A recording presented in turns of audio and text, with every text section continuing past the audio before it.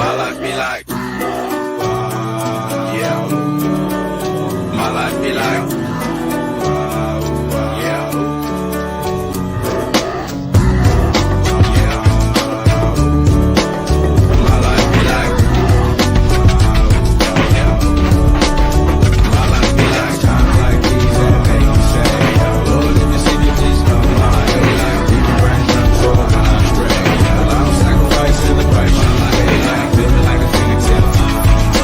Sometimes I fall, I slip. Yeah, walking on the side, be more like you. Yeah, not to put you. That always has a good like Monday feel to it. Yeah, that's definitely the Monday vibes. Well, I have some updates on my space. I do not have internet still, but one of Space these looks days, nice and decorated though. that would look nice. I've got so I have to sit like right here because it doesn't matter what time of the day it is. If the sun is shining, that window looks exactly like that all the time. So like the only time it's not like that is at night when I record You have stuff. Like that massive glare. yeah, but I have blinds or not blinds, shades, curtains.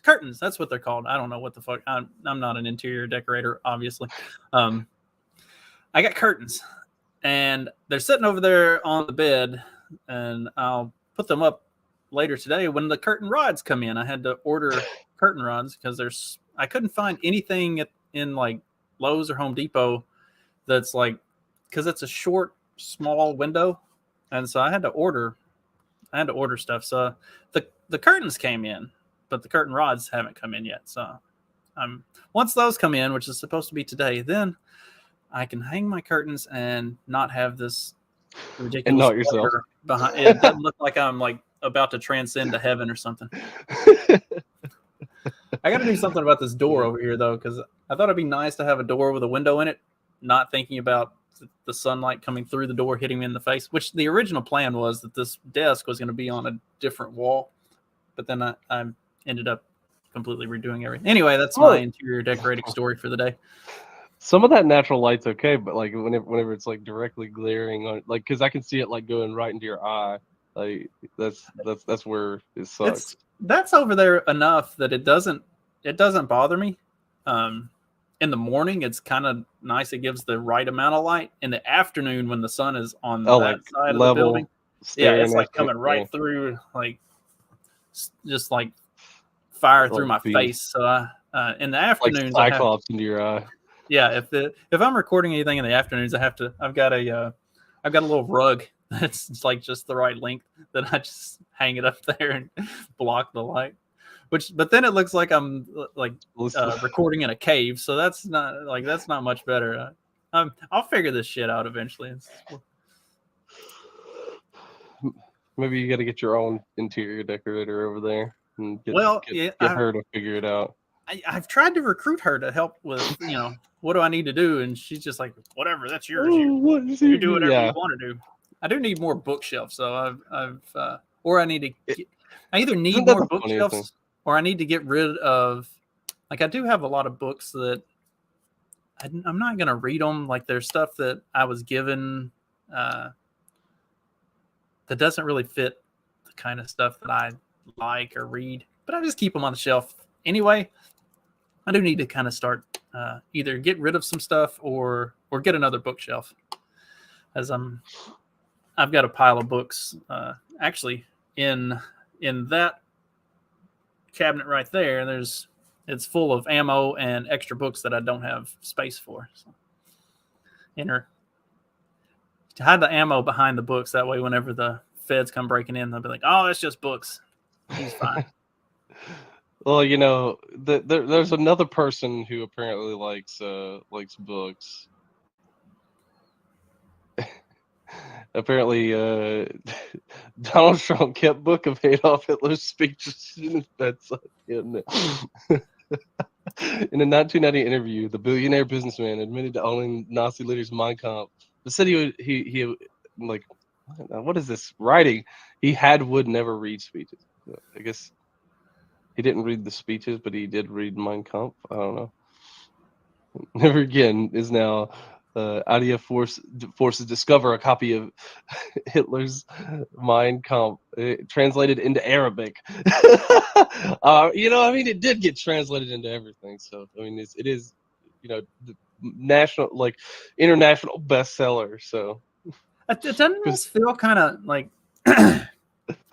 I would be willing to bet that all of the insane leftists who like think that it's so terrible to have a copy of Mein Kampf have never actually read it, don't know anything that it says, just the same as all of the insane leftists who think that Marxist ideology is amazing and great have also probably never read Marx himself. Yes, right. Like these are the educated class are probably the dumbest, least educated, like non-reading motherfuckers on the planet. Like, you can argue with one of these ignorant pieces of shit and give them all kinds of stats and data and link to them like 3 or 4 different articles that explain your point perfectly. And they're like, I'm not reading that. I'm like, yeah, you don't read anything. That's why you're a fucking moron. Like, I literally read everything. I don't even want to read some of the shit I read, and I still read it. Like, I read it and then I do a fucking podcast about it. Like, just open your mind a little bit and you might not be a complete moron. It seems like it's so easy, but speaking of reading, Britney Spears has a book out. My wife bought it and it's sitting on her nightstand. She said she's gonna get around to reading it one of these days. She does not read, so I doubt that she'll ever do that. But you know what's gonna end up fucking happening is I'm gonna pick that thing up and I'm gonna read it, and and you're gonna read about. I can't help it, right? Like, I have to do it, and I'm kind of at an in between point right now. Anyway, like I think I've beat Bronze Age mindset to death. I've either read or listened to it like 6 times in the last 3 weeks. I need to move on to something else, and some of the other books that I've got they're not really what I want to read right now. I'm gonna end up picking that up off of her nightstand. And I'm gonna read it just to see how like psychotic Britney Spears' life really was. Yeah, the ghostwriter's got to embellish some stuff though too. So I heard it was. She didn't write it. I saw a review that was like, it was basically said it was like a tutorial on how to not raise your kids. Like, it's pretty brutal with like the way that her parents kind of handled her upbringing and everything else. Like, well, didn't they divorce? So that was, I mean, that's one of the things that I was thinking, that didn't like her parents have a divorce, a really messy one, and did we play the Britney Dancing with Knives video? That was hilarious. Like, maybe I thought we had an intro for that. That would have been. I do need to make an intro out of that. There, wow, I think it comes with its own music. In fact, we can just straight run the video, like put the graphic on either end and just let it fly. Like, you watch that and some of the other like crazy shit that she's been doing over the last couple of years. It's like, maybe her dad completely running her life wasn't such a bad idea after all. Like, some people need somebody to, like, I don't know, put them in a cellar and put them in a cellar and tell them, no, you only go out when you're doing performances, and like, you're not allowed to you cannot have access to your money. You clearly cannot be trusted with like any life decisions, much less the ones that involve like, millions of dollars. And like, so I pointed this out, and her sister, like, I know her sister didn't hit the same level of popularity and infamy that Britney hit, but I'm not aware that her sister was under like lock and chain like that. Like, maybe it says something about Britney more than anything. Just an idea. I don't know. I haven't. Well, read the book, maybe it was the like insane level of popularity that she hit during that time, and then all of a sudden, just like, because I think it's like with the TikTok kids and stuff like this, like the ones that become like, or like YouTube, like the kids who became like super popular YouTubers, like at like between 16 and 18, and then all of a sudden, as they become an adult, like, you realize like they had 1 million subscribers at like 16 years old, and all of a sudden at 18 years old or 19, 20, they start just having some sort of like massive mental breakdown because they've had to deal with this sort of thing of like being the popular person, and especially if they start declining, like they just lose it, like they don't know what to do because now not everybody's paying attention to you anymore. So now you're not the focus of everybody's attention or a lot of people's attention, and so it just breaks them, like completely destroys their mental, like, and so they go mental. If it's any consolation to any of them, I never paid attention at all. So speaking of massive popularity, and let's have a look at old 45 entering the building.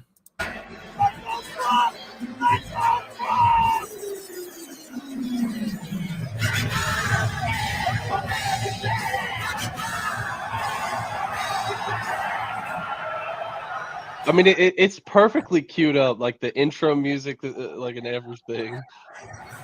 You got him with Tucker, with Kid Rock. Kid Rock, I know Kid Rock supported Trump, but I didn't know he like was actually cool with him like that. I think Joe Rogan's there too, right? Or No, that's Dana White. no, Dana White's there. This is UFC. Yeah, Dana White, Tucker Carlson, Kid Rock, Donald Trump coming into just a raucous standing ovation. Like, for as much as the like mainstream media acts like Trump is this like cartoonishly evil figure that everybody hates, that dude pulls a hell of a crowd everywhere he goes. Like, and he has, to a fault, a insanely loyal follower base. See, that just leans into more of their Trump is Hitler theory, though, because like, do you have the headline? I mean, he's gonna start to mass deportations. Deportation. What else I don't is he have gonna that do? one. There was all kinds of evil shit that they were saying he was going to do the other day. Like they had a whole big list, and like when you're looking at the list, it's like yes, every country should be doing this. Like, well, and also isn't that like 2/3 of the list kind of what the Biden administration has been doing for the last 3 years anyway? probably not the past 3 years, because I don't think they've really been doing deportations until like this past year. Because now it's an actual thing, right? So they got to pay attention to it. I mean, if okay, so maybe Greg Abbott and Ron DeSantis are onto something. Like, instead of doing mass deportations, just keep sending them all to like Chicago and San Francisco, and then they just leave on their own. Oh, damn it. My migrant friend. So I didn't realize this was a paywall locked one. Migrant family is leaving Chicago and going back to Venezuela. Oh my God! The fact that they would leave Chicago to go back to Venezuela, and they're not the only ones. Like, apparently there's a bunch of them that got bussed into Chicago and are like, yeah, fuck this, we're going back. Of course, they're saying that the American dream is dead. It's like, well, you came here thinking that the American dream was to sit on your ass and not do shit. And as it turns out, the American dream is to run from gangs and get shot at. So, the American dream is thriving. You just weren't ready for it. Yeah, you just didn't come armed. You have to come ready to play that game. Well, what are Venezuela gun laws like? Because I'm sure they're not allowed to be armed. I mean, it's a socialist country. One of the first things that they do is take the guns. Yeah, the commies and the socialists do is take away the guns. That way, whenever they do start just completely destroying your life, you can't like rise up and overthrow them. Like that's step number one, is make sure there will not be a resistance. Otherwise, none of this shit works. Like if the people can overthrow you whenever you start treating them like shit, then communism doesn't actually work. And then, as it turns out, after you do get you get everybody disarmed and you get to try it out, turns out communism doesn't work anyway. But hey, if you had read some Marx to begin with, you probably would have figured that out. Just like, I don't know, about halfway through it, it's like, oh yeah, this all sounds like a amazing idea, but there's no fucking way that it works in reality. Like that was Yeah, my people just voluntarily like giving up a huge portion of the things that they've created. Yeah, like that was my big take. That was my big takeaway from like the Communist Manifesto was it's like, okay, like not all of this sounds terrible, but just a basic understanding of like the human condition and the way people interact with each other, like for all of human history. None of this shit's gonna fucking work. Like it's great, sounds great on paper, but in practice, there's not any way once you start, applying this to large numbers of people that it has any practical value. Like human beings don't behave this way. It's gonna devolve. Like humans are the most tribal and territorial creatures of like on the planet. Well, and also we and apparently people like Gad Sad don't understand that. I had to block that dude. I got tired of seeing his bullshit show up on my timeline. Did you see the Spurg out though about the depends on when he did it, because I blocked him. I think I blocked him on like Friday or Saturday. So if it was before then, it's possible that I saw it. But if it was over the weekend, I definitely did not. I actively try to not see certain, and he's on that list. There was the very sad for sure. Yeah, Gad is very, very sad. Apparently, he's very sad that that Roscoe from Arkansas, if I can find the tweet about it, he's sad that Roscoe from Arkansas doesn't care about the Israel. That's right. He said something about Midwesterners being anti-Semitic. Yeah. I've lived in the deep South and Midwest all my life. I've never known of anti-Semitism to be a rampant thing anywhere. If anything, it's the opposite. Yeah, like most people in the deep South and the Midwest are like very strong very Christian, and because for some reason of brainwashing, the more conservative Christian parts of the country are also very pro-Jew for some reason. I know the reason. They're pro-Jew because Jesus was a Jew, but they don't seem to understand that you can be Jews and Zionists and the modern day Israel versus the Old Testament Israel are all very, very different things, and you can't convince them otherwise either. It's like, hey, let me show you how like you're completely ass backwards on this, and you're not talking about the tribes of the tribes of people versus the instituted country that we now know are completely different things. Right. I mean, it's like looking at when it's almost like whenever Europeans make fun of like America and they just fundamentally don't understand what America is or how it functions or what anything that's essentially what a lot of it boils down to. But this tweet is hilarious. So he made his original tweet was like something about like, oh yeah, Roscoe from like I said, something about like Roscoe from Arkansas. These Midwestern type of guys who are just anti-Semitic, who hate Jews, and that's why they don't support the war in Israel against Palestine. And then now he's like, because he got such backlash over that, because people were like, yeah, that you're freaking wrong, that the people from like that Roscoe from Arkansas probably loves Jewish people more than you do, or I mean as much as you do, I guess, in this case. And he's like, the human mind is fueled by pathological narcissistic tribalism.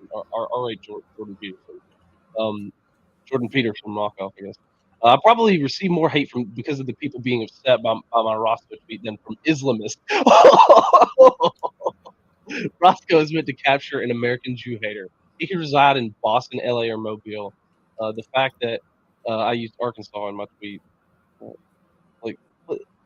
Boston, okay. Mobile. What is Boston, LA, and Mobile? I don't know. Whatever.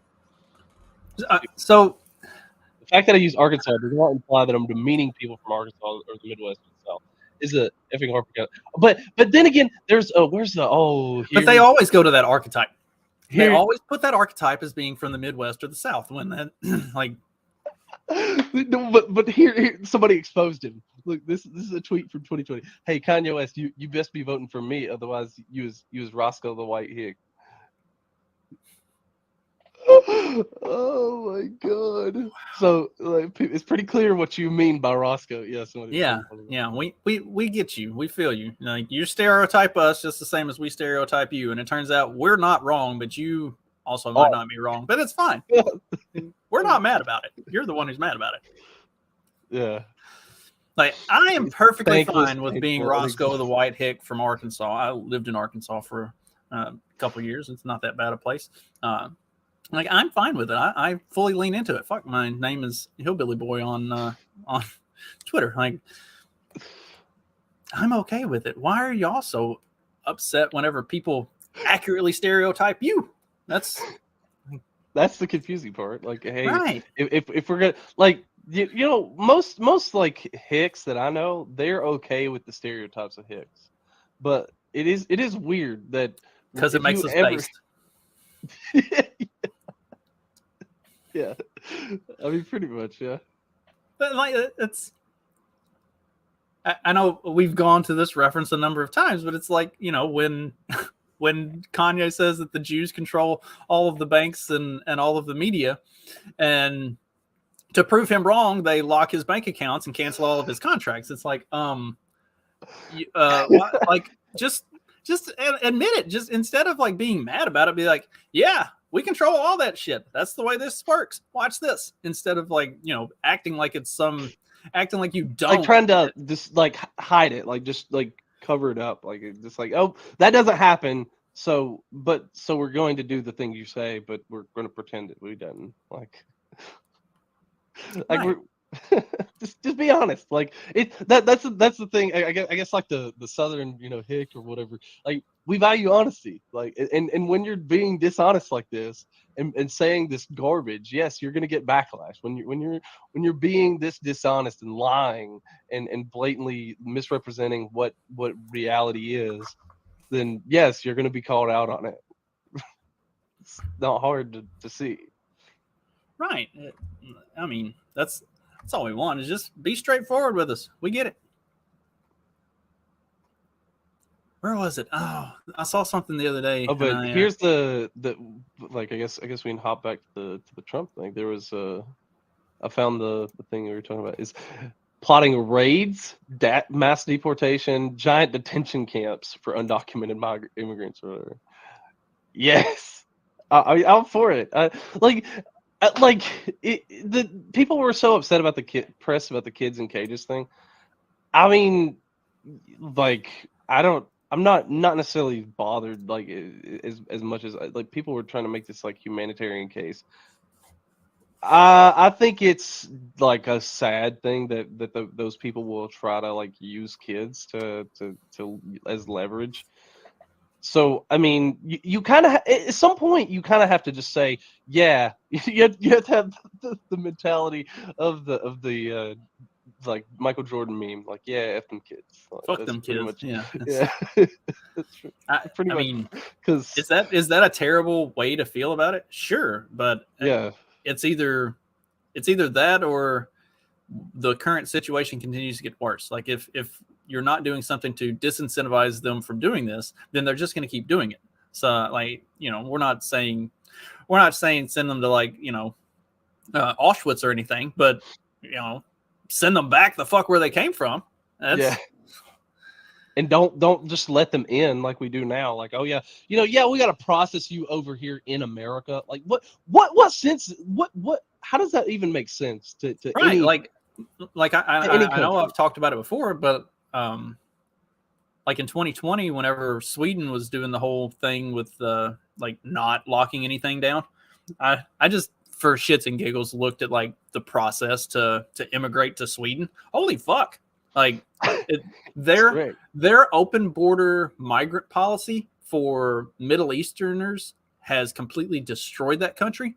If they process Middle Easterners the way they process like literally everybody else, 0% of them would get in, and they would not have the problems that they have. And the reason that they didn't have any of these problems and had such a thriving society and economy for so long is because they were so strict on their immigration. Like, you have to have like a verified job waiting for you when you get there. You have to have like so much of, and like there's like a minimum income level. You ain't coming here as a fucking barista at Starbucks making $12 an hour and hoping for tips. Like you've got to have a job. You got to have a minimum income. You got to show that you have a place that you're going. Like there has to be a plan before they ever even, like, you don't get to show up and then it's like, okay, you're here now, let's start to figure it out. It's like, no, you got to have it all figured out first, and then we might still tell you to fuck off.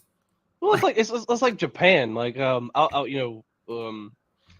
don't watch all of his stuff, but I did keep up with, like, some of PewDiePie's videos there for a little bit. He's a kind of funny, wholesome guy sometimes, and he just documented his process of getting to go to Japan. Like, he was moving to Japan, and dude, the amount of hoops that he had to jump through. Like, he had to already have his house bought. Like, he had to buy the house first, and then he had to have all of his paperwork. He had to make sure, like, all of his stuff was checked and verified. And they were, like, really strict on everything that he brought, over. They had to make sure, like, double check everything that he was doing and what he was bringing and what he was going to do there. And all the paperwork and all the documentation and all that stuff. And and then there was even still, like, even though he did all that documentation, there was still stuff that they were, like, requesting extra stuff from him. Like, oh yeah, now you got to show your, all these extra, show your passport, show this, blah, blah, all the kind of documentation. And it was just a process for him. So, and that's why Japan is keeping some of its culture, like, cohesive. And I think that's why American culture isn't cohesive, because we don't demand those things of citizens. Like, okay, you come here, we're going to expect you to at least try to learn the language, all this kind of thing, like, so both socially and from the country perspective in general. Like, you have to be able to go through this process. Well, that's like, the going back to the socialists and the communists. The American socialists always talk about Denmark and Sweden and all of the Nordic countries as being these, like, smashing socialist successes, except that they don't. Like, they have some of the strictest immigration policies on the planet, or at least they did up until, within the last 5 to 8 years or so. And also, like, yes, they have these massive social programs, but also everybody pays into it. Like, there is no free ride on this. Either you are either contributing to it or you don't get shit out of it. Like, it's not this free ride system that we've got. So yeah, they have these huge social programs, but they also have everybody dumping, like, tons of money into it. I think the average tax rate on some of those countries is like 60 to 70%.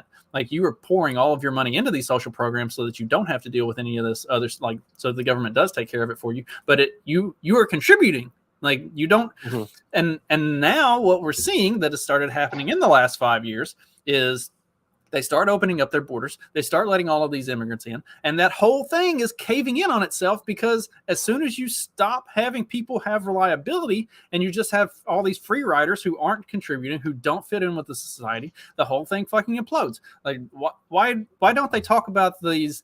Contrary to popular belief, like, yeah, not every immigrant, like, I don't understand, like, even some of the right wingers, I say right wingers, but some of the conservative, like, I guess, types, like, the pundits or even people like Ted Cruz, like, oh yeah, these immigrants, they're coming over here to seek a better America and everything. And it's like, well, why is the first thing that a lot of them do coming and signing up for entitlement programs, like, for welfare? Like, they get over here, they get welfare. Like, and you can say that's not happening, and maybe, like, on a broad scale, maybe some data like, oh, they're only like 10% of the people who actually sign up for welfare.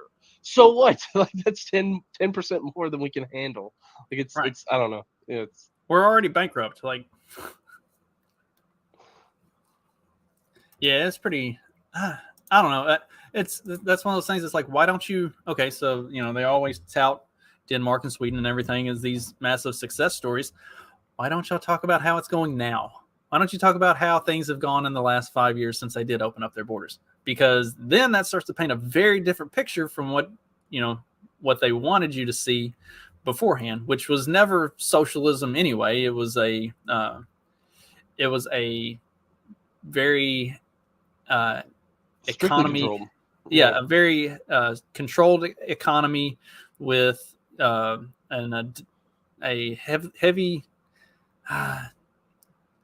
heavy social program democracy with very strict economic boundaries. Like there's a lot of control over that thing. It was never socialism the way Bernie Sanders and AOC define it, which I doubt AOC's ever read a fucking book at all. I mean, maybe. I mean, See, she just pop-up got the cliff books notes. count? Or She got the cliff notes, okay? She did read the cliff notes enough to pass her economics degree, okay? have we seen inside of her office and there at Congress? Like, does she have a bunch of like law for dummies and like just a whole? It's like that episode of The League where they go to Kevin's house and he's just got the whole like for dummies catalog on his bookshelf, like every single for dummies book ever. No, that would be great. That's her office. No, see, that's not her office. That's the intern's office. So she lets the interns read that now that she's in Congress. She lets the interns read the For Dummies books, and they tell her how it works. Well, as long as somebody's telling her how it works, I guess this lady, doctor, she's getting men to tell her how their erections work. I can't believe that this is difficult. I mean, just like, is there a trick that she uses to get them to talk about their erections? Because I'm pretty sure, like, all you have to do is ask. Like, you probably don't even have to ask. Like, it's a urologist, so we're all here to talk about our penises. Like, that's. I think it's uncomfortable because she's like, I think it's uncomfortable because what she's doing is she's having to say like does it, like, is it basically, do you get salt, like, are you like real, like like she even says, I think she has like a category of like, are you like porn star ready hard or whatever, something like that. So she's having to ask them like really detailed about like how hard does your penis get. So yeah, I mean it may seem a little bit uncomfortable. I don't know. I talking to a female that isn't my wife about like how hard does it get. I mean, all right, here's the hardness scale. We're gonna go through this. This is cute. Let's see. Number 1, we got the marshmallow. Penis is large but not hard. And that's severe erectile dysfunction. We have number 2, which is the cute little banana. It's the penis is hard but not hard enough for penetration, which is a moderate erectile dysfunction. Number 3, the penis is hard enough for penetration but not completely hard, which is suboptimal. And then got the cucumber over here. The penis is completely hard and rigid, which is optimal erection.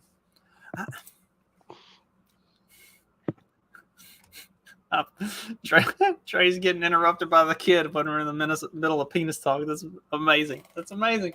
Oh my gosh. Yeah, I gotta hold that off for a couple more years. I don't really need to have the talk yet. That would be. Look, we're having enough trouble as it is trying to grasp the concept of time as it is now. So we don't need to jump to, hey, here's how ED works. Like, hey son, this is what happens when you get ED, when it don't work. Like, I remember when my son was little, like, I don't know, probably a year and a half old maybe. And it would just get like hard as a rock. And my then wife is like, why is it hard? Like, it just happens. Like, it's not, like, it doesn't mean anything. Sometimes you just, it decides to stand up and look around and see what's going on. It's nothing. It's not, don't worry about it. Oh my gosh. Yeah, that's a healthy sign, I guess. Like if it didn't ever, then that would be unhealthy. So back to this topic though, like, I feel like I feel like my dad more and more all the time because I'll be watching TV and I see these like commercials for hymns and other stuff, and it's like these guys look like they're my age and or younger, and I don't have any problem with this whatsoever. Like, what is wrong with young men today that they're having the marshmallow dong instead of the massive rocking the massive zucchini? Like, I don't get it. Well, there's a lot of reasons. Like, I mean, like you just look at some of the like women like that they're forced to like deal with. Like, there's a lot of like incredibly like look at oh god there's Gorlock the Destroyer. Oh That's a my dude. God. I know. I didn't realize. I thought it was actually a female. Turns out that's actually a dude. I have a huge amount of respect for him because it takes some like massive fucking clackers to be that confident in being a fat, ugly woman when you used to be a fat, ugly man. Like, dude, I can respect it. Is it a shtick, like, or is this for real? Because now I can't even figure out if it's. I feel like an ass. Perfect. Oh my! Is it not enough? I love it. You love the feel? Yes. You do? I think it has 260 on the dash. Oh my gosh, this dude is into this weird. I don't know, man. This has got to be a joke that this dude is into this chick or this thing. I guess not really a chick. Yeah, the real Judy look too. Probably came straight from Tel Aviv. Like I said, he's gonna sell it. He's gonna. Like sell I said, high level of respect to Gorlock. Like it really takes some balls. It takes some. Yeah, it takes some balls to lean into that and to be that confident while being that ugly. Yes. Like, holy shit. I mean, even as a dude, like that's ugly. Yeah, he was not a good looking dude either. Like, holy hell. It's, man, if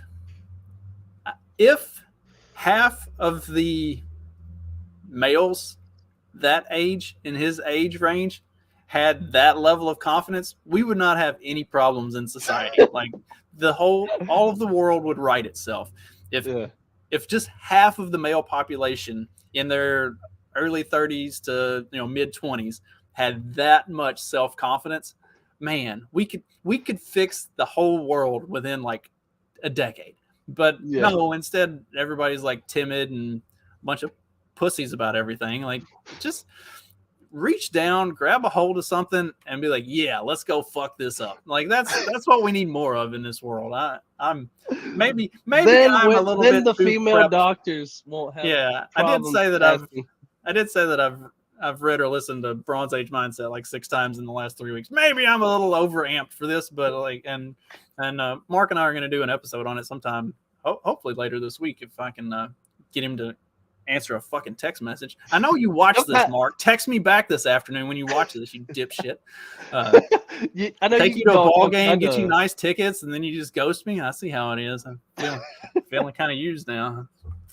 Look, see, that's what you're there for, They were really good tickets.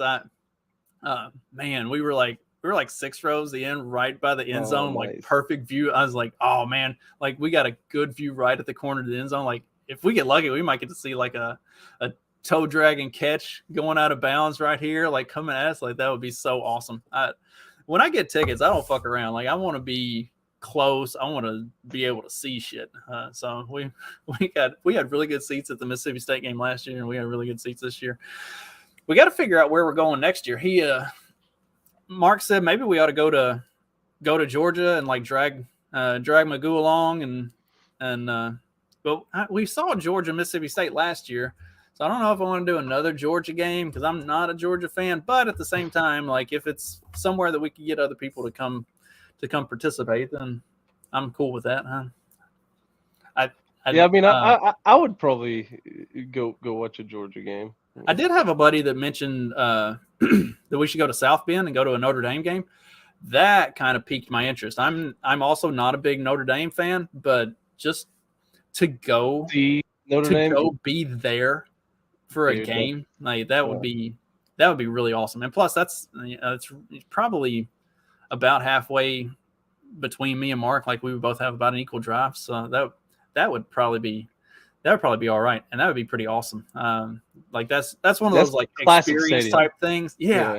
Like I really want to go to the College World Series, just like for a couple days, just to watch some games and be there in Omaha when it's going on and everything. Not because I necessarily care who the teams are that are playing, but just because like to be there for that event and for the experience of it. Like that's how I feel about the Notre Dame thing. Not because I actually give a shit about Notre Dame or whoever they might be playing, just to be at the game and to like. That's part of sports. Like that's why do people buy tickets to the Super Bowl? It's not necessarily like, yes, it's a big event, but also like the point is to be able to say like I experienced that and say I was there at the Super Bowl and I watched something incredible happen. Like that's like I really want to take my father-in-law to either in West Lafayette or in Bloomington, but I want to take my father-in-law to one of the IU Purdue games this year because like that is such a big rivalry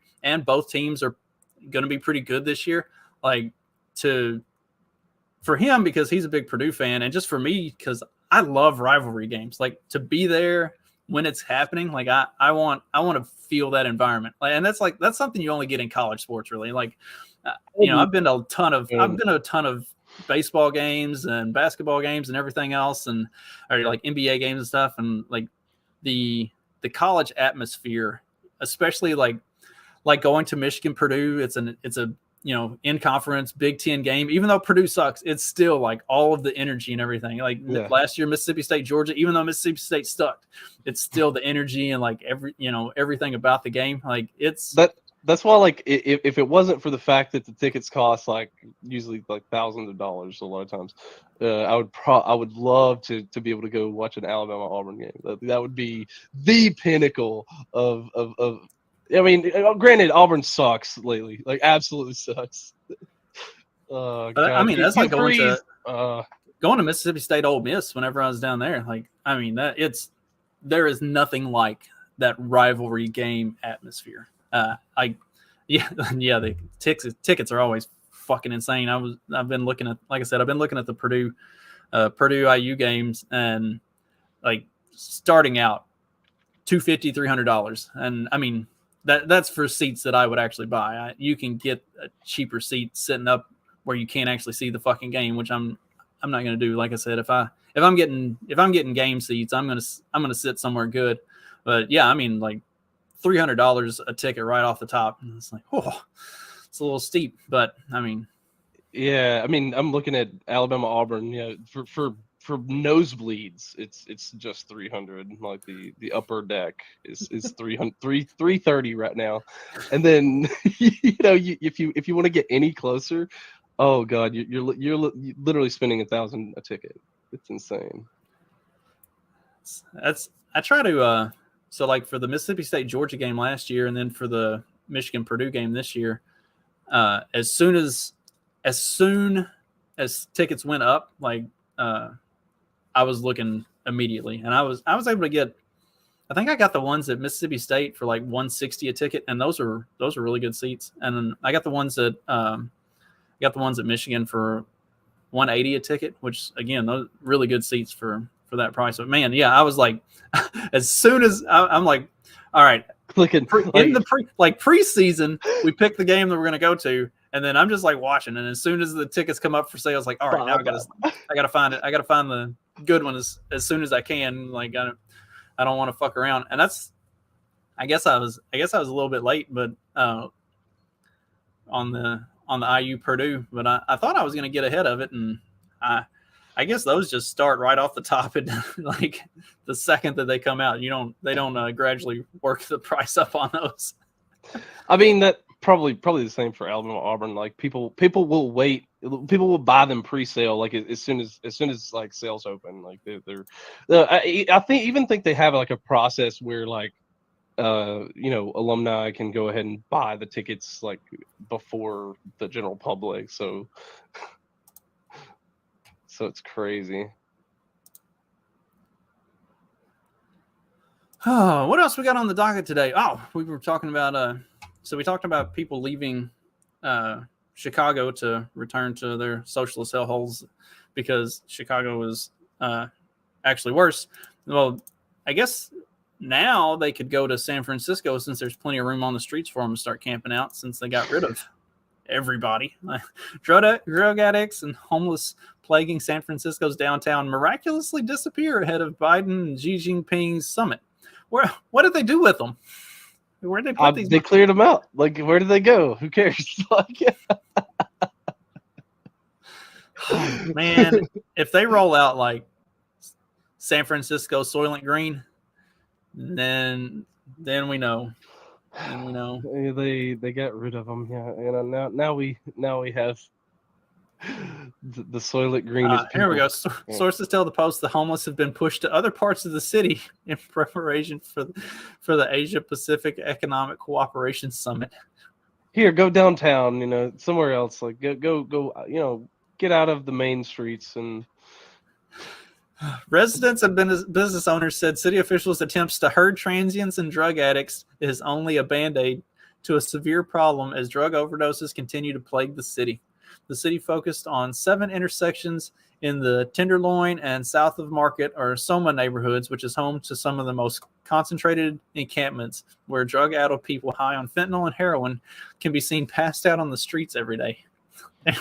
Like, they didn't actually do anything about the problem. They just dispersed the problem to other parts of the city. Like, the typical government solution, like instead of actually like rounding them up and dumping them in the ocean or something. What we ought to be doing is instead of deporting all of the Hispanic folks, send them back, gather up all of the homeless people and send them.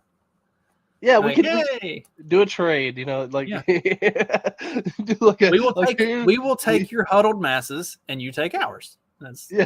Bring us your huddled masses and we give you ours back. One for one. Hell, if you want, we'll even give you 2 for 1. You get 2 of ours for every one of yours. Well, we can see what you'll do with them, if you can. Right.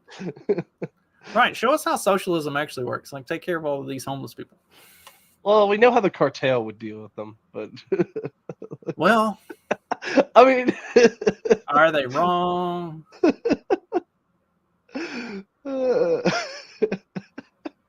I mean, I'm not suggesting that that's something that we should be doing. I'm just saying, like, if they did, does it really change? Does it change things? I don't think so. Why aren't they just like mandatory vaccinating all of those people? Like, they're already all in the same spot. It's not like you gotta go find them. They're here, and they're on fentanyl. So like, if you happen to like, if one of them leaves the spot where you just were vaccinating people and goes to another one, and then you move and start, vaccinating over there, it's not like it matters if you give them a second dose. I mean, you're going to require that they get one of those in 6 months anyway. You may as well just speed up the timeline a little bit. Go ahead and give them the whole schedule. Yeah, that just means they're double protected. And then, any other like adverse effects that come from that thing, it's like, see, this should have been like the guinea pig test group. Like, if we're going to do human trials, do it on a bunch of homeless people.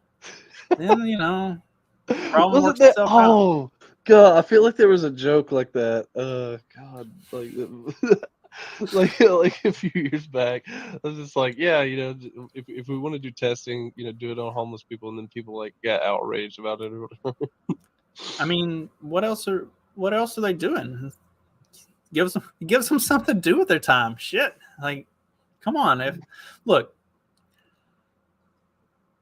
we got to find ways to get some level of productivity out of people, and I don't know. That seems like a productive use of their time, especially if you're just like going out there and giving them like shots and stuff. It's not like you're like putting them in, like, it's not an imposition to them. You're not like taking them away from the thing that they would rather be doing. You know, you can lay there in a drug-addled pile, and we can just come by and like give you the shots that we want to test on you. You don't even have to get up. Just, you know, just don't complain too much. We'll even give you a cookie and a juice box afterwards. Well, you know, after you know, if Raytheon had anything to say, we all might be getting shots. It just might be different kinds of shots. I guess it's like back here. Yeah. So apparently, I'll read the title. Raytheon earnings call. So on their stock, like, you know, they're reporting to their investors. Wall Street analysts noted Israel's war is an opportunity that fits quite nicely. Let's. Christine Lewald of Morgan Stanley. So maybe moving to a defense question. You know, the White House is requesting $106 billion in supplemental spending for a number of national security priorities, which includes over $50 billion in investments in the U.S. defense industrial base. Looking at this request, you've got equipment for Ukraine, air and missile defense for Israel, and replenishment of stockpile for both. And this seems to fit quite nicely with the Raytheon defense portfolio. So how much of this opportunity is addressable to the company? And if the dollars are appropriated, when would be the earliest you could see this convert to revenue? Just say the quiet part out loud. Thank you, Christine. Thank you. As if we didn't already know that a continued war in Ukraine and Israel is definitely going to be in the best interest of the Raytheon stock portfolio. Just go ahead and lay it all out there for us in black and white. I mean, we've been memeing about it for how long, and then now you're just gonna spill the beans. Is Lloyd Austin still the Secretary of Defense or whatever? I don't remember. No, he was under Trump, wasn't he? No, who was that? Lloyd Austin. Yeah, says Lloyd Austin is the Secretary of Defense. That's what I thought. Who is the first African American to serve in the position? Oh wow. Okay. Yeah. First. Yeah, that was. I went through Biden's cabinet. Like, Lloyd Austin is a former like Raytheon guy. Like, he's big on a bunch of boards, and also he's on a board for some sort of a like pharmaceutical company that also has massive military ties. Like, it's like, holy shit. Shocker.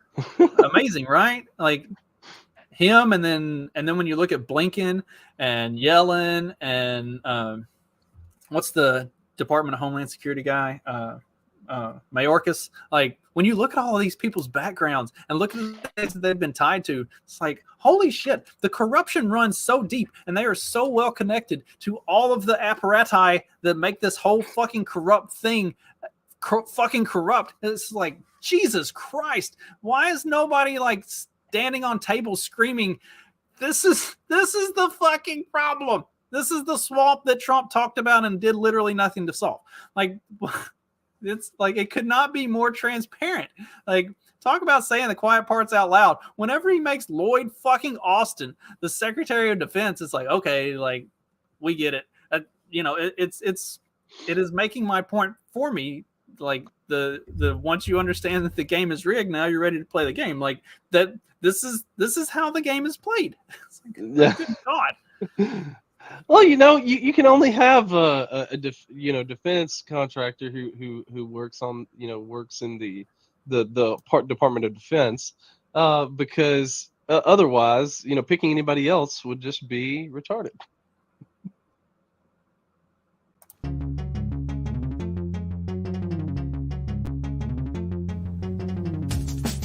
Because democracy basically means